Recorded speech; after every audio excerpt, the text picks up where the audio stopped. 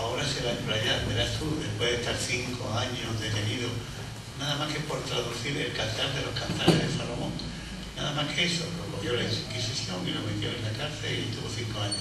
Y cuando salió, todo el mundo se quedó allí esperando y él lo único que dijo es, decíamos ayer, es decir, habían pasado 5 años y él quería continuar por donde iba, ¿no?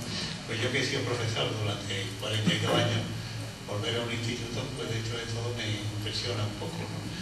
Porque además era profesor de historia y además de lo que veía que bonita la historia y qué fundamental conocerla.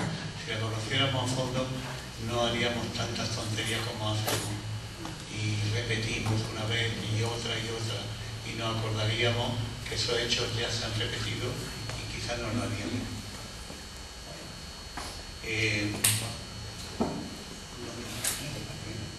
Bueno, pues yo voy a tratar sobre la guerrilla, el ejército guerrillero. Después de haber visto estos magníficos documentales y la historia oral, que es fundamental también. Yo recuerdo que cuando empecé, los archivos militares, que era donde estaban todas las cuestiones, que estaban cerrados al cal y canto. Entonces me tuve que ir a los montes, a los pueblos. Estoy hablando de los años 80, nosotros no habíamos nacido. Y iba a hablar con las personas mayores. Todavía tenían tanto miedo que no querían hablar, sobre todo las mujeres. Las mujeres se ponían, que no, que te he dicho que no hables de esto. Y yo le decía por convencerlo, piense, lo que ha pasado a su marido debe de conocerse, porque si no, no se va a saber. Porque todo lo que no se escriba después porque alguien lo ha contado, no existe. Y la historia, para existir, necesita estar escrita, pero para ello hay que fundamentarla también con la historia oral. Entonces, dudaba mucho porque en la universidad decían los profesores, no te va a servir para una tesis doctoral, porque la historia oral estaba muy mal considerada. Hoy en día yo creo que está por encima incluso de la documental, y además más verídica que la documental. Aquí, esta compañera que hace las fotos y yo, nos dedicamos a estar en los archivos y tenemos que interpretar todo lo que se dice, porque muchas cosas están mintiendo de antemano, es decir, preparan la cosa y ya están mintiendo y están diciendo cosas que no eran. Desafortunadamente, cuando se tiene la voz de gente que hace 30 años y que no diga, y que además te lo dice en un tono sin ofender lo más mínimo, como algo que le tuvo que pasar y le pasó a él y se acabó. Pero han sido miles y miles y miles de casos que han pasado así. Cuando yo iba a estos archivos, tenía problemas. Concretamente, un año, estando de director, volcó un autobús y murieron 3 niños, todos los demás se quedaron bastante mal. Y eso me duró a mí mucho tiempo. Cuando me incorporé otra vez a la guerrilla y a ver temas de esto, decía, bueno, yo me encuentro mal, pero desde luego no me puedo cambiar por ninguno de los sumarios que yo veía ahí. Qué vida la de esa gente, era terrible. Y fue a consecuencia de que cuando termina en el año 39, que dice Franco, la guerra ha terminado, era mentira. La guerra no había terminado. La guerra fue tan cruel, sin que hubiera un frente, pero fue metódica y bueno, realmente odiosa para muchísima gente. Porque ¿qué hicieron con los del bando republicano? Los metieron a todos en campos de concentración, en campos de trabajo. No había cárcel, tenían que estar allí. Y allí los tenían retenidos hasta que alguien en un pueblo decía, por ejemplo, fulanito fue el que mató a mi padre, o estuvo entre los que mató a mi padre. Entonces iban al campamento donde tenían la ficha y aquel hombre pues lo quitaban del medio y se acabó. Pero todo el mundo no había quemado iglesias, todo el mundo no había quemado imágenes. Y en cambio, en todos los sumarios, fulanito de tal quemó la iglesia, todo el pueblo quemando la iglesia, las imágenes y todo. Hay uno que un poco de humor, pero a mí, dentro de todo, me hizo gracia porque había mucha gente que no creía en la iglesia, ni nada de nada, pero fue en un pueblo de la zona de la Zarquía. Y un hombre lo acusaban de haber quemado la iglesia y por lo tanto lo condenaron a muerte. Y cuando el pobre vio que ya no tenía nada que hacer, pues se rebeló un poco y dijo, pero es que me vais a pasar porque he quemado un cajón. El hombre lo que había hecho era quemar el confesionario. Pero claro, él no sabía que aquello ni siquiera era un confesionario. Creyó que aquello era un cajón. La gente malvivía. En los pueblos no se podía vivir. Muchos de ellos acabaron huyendo al monte. Son los que se les van a llamar los huidos. En el año finales del 44 ha terminado la guerra mundial y también se piensa que en España pues, va a haber una buena revolución ayudada por las potencias que han ganado la guerra. Esto está en alemán y veis cómo todas esas fuerzas son núcleos guerrilleros en el año 46. Como veréis en Málaga está bastante pronunciado y posiblemente fuera la segunda en guerra mundial, en guerra contra Franco, sería la segunda. Yo considero que la primera fue la de Levante Aragón y la segunda la malagueña, que dio malagueña granadina. Los dos pueblos estuvieron unidos en este. Fijaros cómo en periódicos alemanes salía la noticia. En otro periódico, otro mapa similar al otro, este de Chile, uno de los el mejor periódico de Chile, daba las noticias así. También, para que veáis muchas veces cómo hay que creer las cosas. ¿Os acordáis hace poco de Irak y la bomba y el hombre diciendo que no tenía la bomba? Pues aquí igual. Es decir, estamos en el año 46 y claro, esto fue por la otra parte. La parte de los comunistas lanzó a todo viento que aquí en España estaba, con tal de que lo invadieran, todo valía.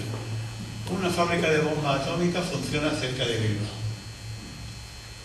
Por eso muchas veces hay que leer no un periódico, sino 2 o 3, porque si no se queda uno. Esta es Andalucía, y ahí está la zona guerrillera que operaron en Andalucía. Y ahora, como vamos a ir deprisa, vamos a ver uno de los precursores de la guerrilla aquí. Este no vino por el Valle de Arán, vino sencillamente desde Orán, no Arán, sino Orán. Vino en barco, en un barquito de estos, como vienen ahora los marroquíes, de una falucha de estas de 12 hombres, él apareció aquí. Era una persona muy cabal. Duró un año. Hemos visto en el documental de ahí el barco este de Estanbrook, un barco que era precisamente en ese barco donde él huyó hasta Argelia. En Argelia estuvo en un campo de concentración, en el campo de concentración se escapó, se hizo novio de una que era de oriundo español de los padres, lo ampararon hasta que en el año 44, en noviembre, dijeron hay que ir allí a España a luchar. Nosotros vamos, el barco que venía con 12, eran 12 especialistas para ponerse cada uno al frente de los campesinos y levantarse contra Franco. La verdad que fracasó, fue un fracaso. Él mismo vino aquí a Málaga, se dedicó, fue tan buen guerrillero que sabemos muy poco de él, muy poco detalle, porque un guerrillero no va diciendo por ahí esto es así, o va cuanto cuanto menos se sepa de él, mejor. Y él supo tener escondidas muchos aspectos que ahora los investigadores nos estamos volviendo locos por ver, por ejemplo, las conexiones que pudo haber de la zona que él estuvo, que era la zona de la Sarquía, con esta oriental de aquí, que creemos que sí, pero claro, la historia quiere pruebas, no podemos decir. Y es tan difícil buscarle pruebas que ahí nos estamos dejando los ojos en documentos para ver si este hombre fue el precursor. Llegó aquí en el 44 y en mayo del 46, el 1 de mayo del 46, ahora haría fecha onomástica, ¿no? Se escapó con 26 más de la cárcel de Málaga en una fuga que hay quien dice que fue preparada, porque realmente luego fueron matando a todos ellos, entre ellos al mismo Ramón Díaz, ese era su nombre. Este era el jefe de toda la guerrilla en Andalucía. Fijaros que era un hombre altísimo, de 2 metros casi de altura, y un hombre muy cordial, muy dicharachero, y en fin, realmente estuvo hasta el año 47, finales del 47, porque lo cogieron. Lo que ocurre es que no se enteraron de que él era el jefe de la guerrilla, y entonces lo tenían preso, pues porque había publicado en Mundo Obrero 2 o 3 artículos, y claro, eso le costó la cárcel. Luego después, ya lo diremos, alguien chivató que dijo, no, yo no soy el jefe, va a ser este siguiente. Bueno, este es en la cárcel el mismo, Benito, en la cárcel. Y este, que es Roberto, fue el jefe de la guerrilla ya en la Axarquía y en toda la zona de Granada. Total, el jefe de Pizarro es lo que el otro era a nivel de comité. Este Roberto fue un héroe inteligente, audaz, lo tuvo todo, pero se cansó. Desde el 46 hasta el 52 ya no pudo soportarlo más. Entonces, en un momento dado, viendo que la guerrilla cada vez iba menos, él dice que iba a solucionar los problemas para ver que si los guerrilleros, todos ellos, podían escapar hasta la costa del norte de África y de esta manera, pues, huir. Y lo que pasa es que allí se tiró en Madrid 3 o 4 veces y pedía dinero, se fue con una mujer que ahora la veremos, y yo creo que allí se enrollaron los dos muy bien y no quisieron volver, hasta que los pillaron allí mismo en Madrid, los trajeron aquí. Pero yo, hablando con la gente de los años 80, tenía tanta fama que le podía pasar lo que ahora Bin Laden, que todo el mundo decía, ¿no? Decir que Roberto fue un traidor, la gente me pegaba. Roberto fue un héroe, Roberto fue... Teníamos testimonio de que no soy así. Y que incluso cuando ya le acusaron, tú eres el jefe de la guerrilla, digo, no, el jefe de la guerrilla está en la cárcel desde hace mucho tiempo y se llama Ricardo Benito. Entonces fueron por Benito, le hicieron otro nuevo juicio y lo tuvieron detenido hasta el año 56, cuando hubo unas revueltas en Hungría y aprovechando eso los fusilaron en el año 56. Esta es la Tangerina, se llamaba así, y era la novia de Roberto.